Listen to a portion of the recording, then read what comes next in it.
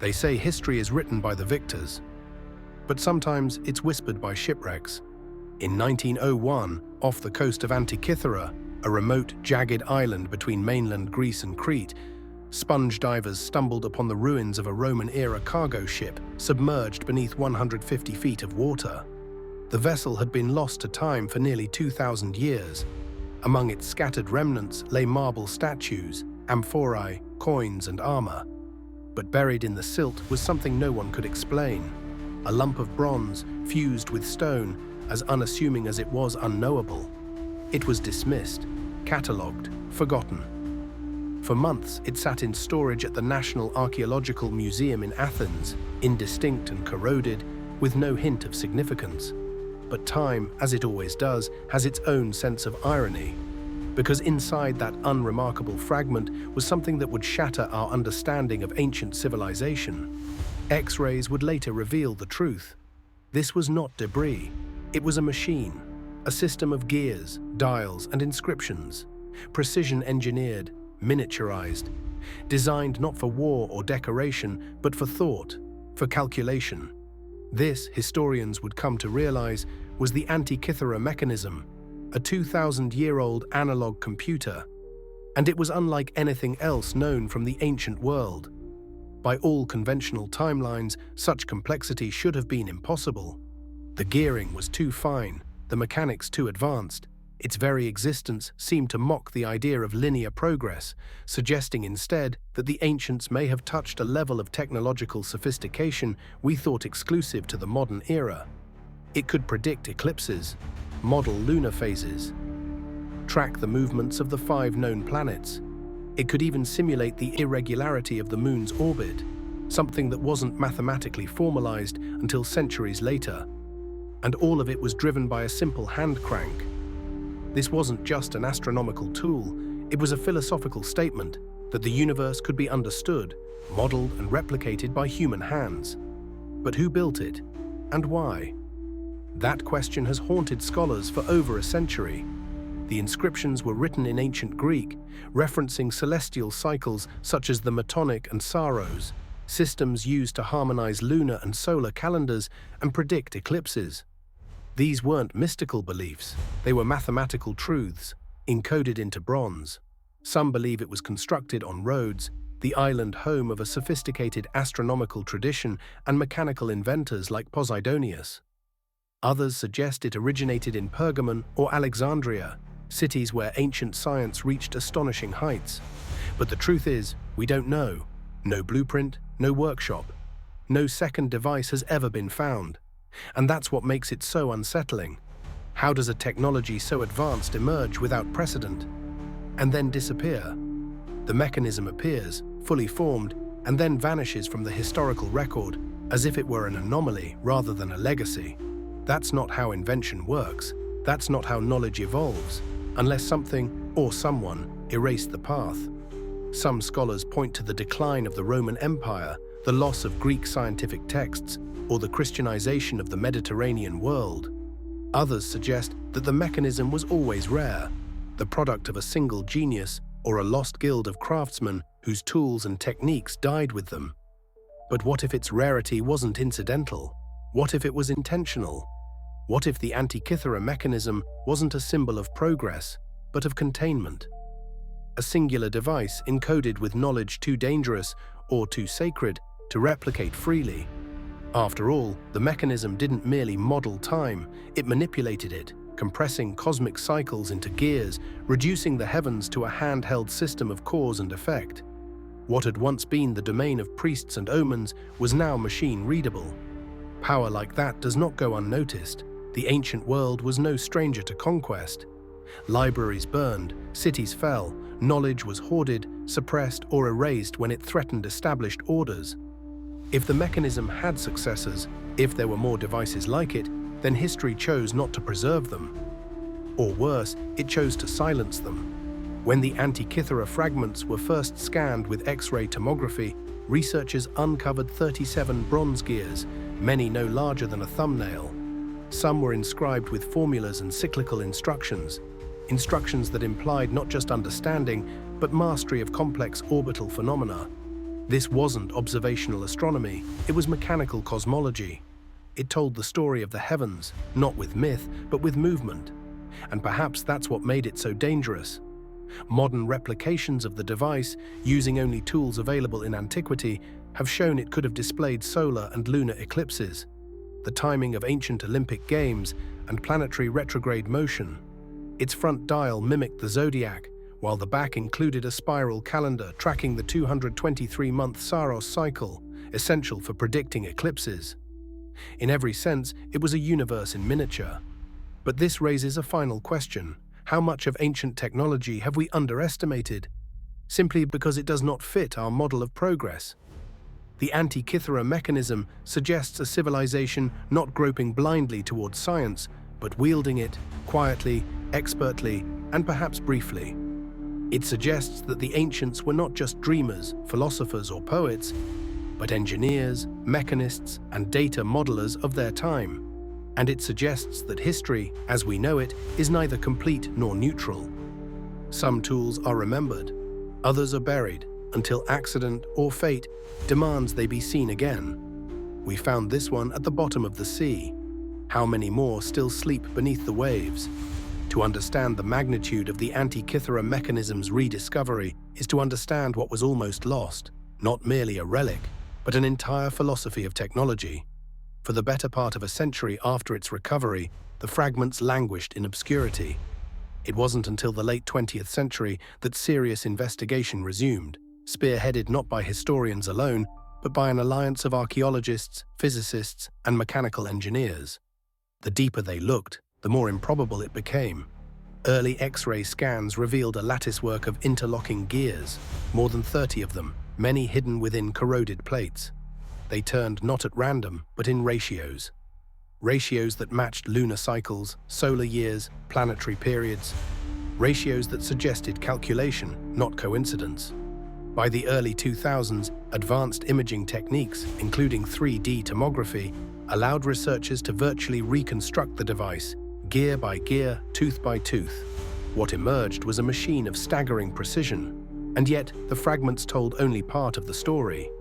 Inscriptions etched in ancient Greek offered cryptic references to lunar phases, eclipse predictions, and festival calendars. Some texts referenced the games, likely the Olympiad and other Hellenic contests. Others described the color of eclipses, a detail used in ancient divination. But even that veiled mysticism was embedded in a mechanical logic. The builders of the mechanism didn't reject myth, they translated it.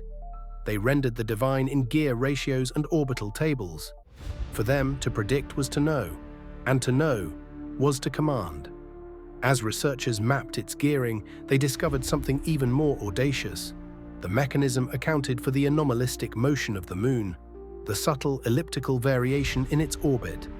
This was not easily observed. It required a sophisticated understanding of celestial mechanics and the capacity to model it physically, with pin and slot mechanisms that modulated rotation speed across the device.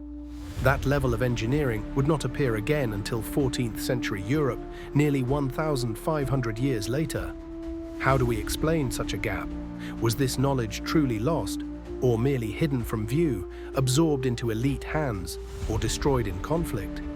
The burning of the Library of Alexandria, the wars of conquest, the rise of anti-scientific dogma, these are the usual suspects.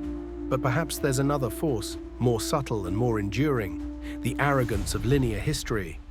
Modern narratives suggest that the past is a ladder, primitive to advanced, ignorance to enlightenment. But the Antikythera Mechanism demolishes that illusion. It implies that human genius flares in unpredictable intervals, sometimes in darkness, sometimes in silence, and leaves behind artifacts we're not prepared to understand. And there's more. In 2016, after over a decade of research, a team led by Tony Freeth published the most complete reconstruction of the device to date. Their model included front and back dials, a planetary pointer system, and even a mechanical prediction of lunar phases using a differential gear, a concept believed to have been invented in the 16th century. It wasn't just accurate, it was elegant. A dial on the front modeled the zodiac, tracking the apparent movement of the sun and moon through constellations. Another displayed the Egyptian calendar aligned with the solar year. On the back, a spiral dial tracked the Metonic cycle, 19 solar years equal to 235 lunar months, used for synchronizing lunar and solar time. Below it, another spiral represented the Saros cycle, 223 lunar months, essential for predicting eclipses. This wasn't merely astronomy, it was time, coded in metal. And yet, every time researchers revealed more of its logic, a deeper question emerged. Who was it built for? It wasn't a navigational tool, not in the conventional sense. Its complexity was overkill for simple calendrical tasks. And it certainly wasn't mass-produced. The mechanism was artisanal, handcrafted, likely bespoke. So who was the intended audience? A king? A philosopher? A temple priest? Or was it something rarer still, a device meant not for use but for demonstration? A proof of concept, a sacred object, or a teaching tool for the elite? We don't know. But the timing of its creation, estimated between 150 and 100 BCE, places it in a period of extraordinary scientific activity in the Hellenistic world. Archimedes had recently developed his own mechanical devices. Hipparchus, the father of trigonometry, was mapping the stars.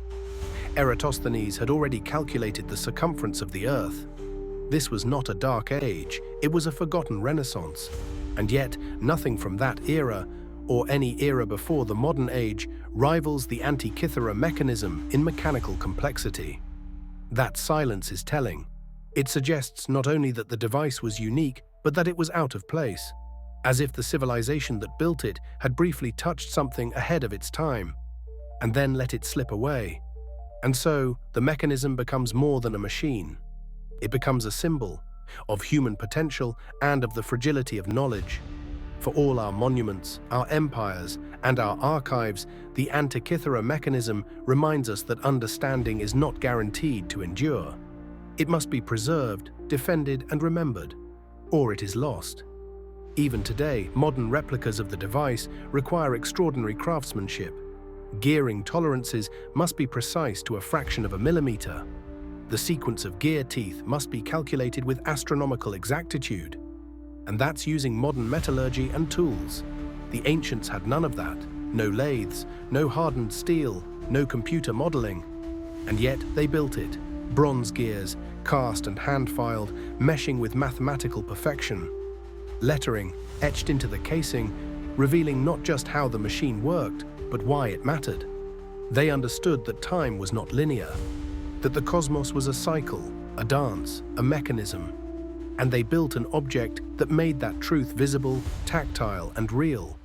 The Antikythera mechanism is not just ancient technology, it is a reminder that genius is not confined to the present and that the past may yet be richer than we dare imagine. If the Antikythera mechanism teaches us anything, it is this: knowledge is not merely discovered, it is recovered. And recovery demands more than curiosity. It demands confrontation with our assumptions, our historical timelines, and the myth of uninterrupted progress. In the years following the full reconstruction of the mechanism, attention turned to its context. What kind of society could have produced such an object? What infrastructure? What intellectual climate? What unseen libraries must have existed to make this possible? We know it came from a shipwreck. But what kind of vessel carries a device like this? The Antikythera wreck was no fishing boat. Archaeological surveys revealed luxury goods, bronze statues, marble sculptures, coins from Asia Minor, amphorae filled with oil and wine. It was a merchant ship, yes, but one carrying treasures. Treasures fit for royalty or theocratic elites. Some speculate it was en route to Rome, perhaps looted from a conquered Greek city or enshrined as tribute. Others believe it was a philosopher's archive, bound for a patron or institution lost to time. Whatever the truth, the mechanism was cargo not of utility, but of meaning. And that distinction matters. It suggests that whoever owned it understood its significance. This was not a tool to predict harvests or track tides. It was something closer to sacred, a machine that spoke the language of the cosmos. And its destruction in a shipwreck may have been the only reason we know it ever existed. Because make no mistake, had it arrived at its destination, it would have vanished. Swallowed into a private collection, hidden in a temple, lost in war, burned in conquest, forgotten in the sands of time, like so many other wonders we will never recover. Instead, it was entombed, not in stone, but in the sea. And there it remained for nearly 2,000 years, preserved in silence, waiting for a world that could understand it again. This is perhaps the greatest irony, a device designed to predict time, lost to it. The fragments recovered from the wreck, corroded, partial, and silent, are like starlight from a vanished sun. They show us not just what was, but what might have been. An alternate lineage of technology, a civilization that, had it preserved its arc of discovery, might have reached the stars not in the 20th century, but in the 10th. Imagine a Renaissance born not in Florence, but in Pergamon. An industrial revolution sparked by Archimedean engines. A world where philosophy and mechanics never diverged. But that is not our world. In our world, the mechanism was dismissed, then debated, then finally acknowledged, not as an anomaly, but as a missing piece of a larger obliterated puzzle. Today, researchers continue to debate its origins. Was it built on Rhodes, home to a famed school of astronomy? Was it the work of Hipparchus himself, whose star catalogue is lost to history but may have guided the mechanism's functions? Was it one of many, or truly unique? Even now, the seabed near Antikythera holds secrets. Ongoing dives have uncovered new artifacts, bronze arms, inscriptions, gear-like fragments, tantalizing hints that more remains, just beyond reach. And with each dive, the mystery deepens.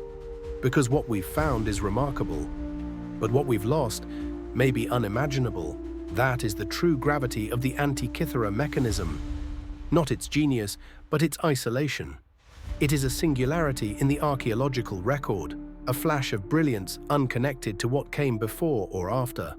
A whisper from a vanished workshop, preserved not by tradition, but by accident. And that makes it precious. In an age obsessed with innovation, we often overlook preservation. But the mechanism is a warning. Without deliberate effort, the greatest knowledge can vanish in a single generation. Burned, buried, forgotten, misunderstood, reduced to myth. We think of history as cumulative, but it is more like a tide, ebbing and flowing, uncovering and erasing. The Antikythera mechanism is a rock exposed in that shifting current. It tells us what was once possible and what might be possible again. Its gears have long since stopped turning, but its message still resonates. Technology is not destiny, it is a choice, made, forgotten, and made again. And if a civilization 2,000 years ago could build a computer that mapped the heavens, what have we missed? What else is waiting to be found? Welcome to the Forbidden Index.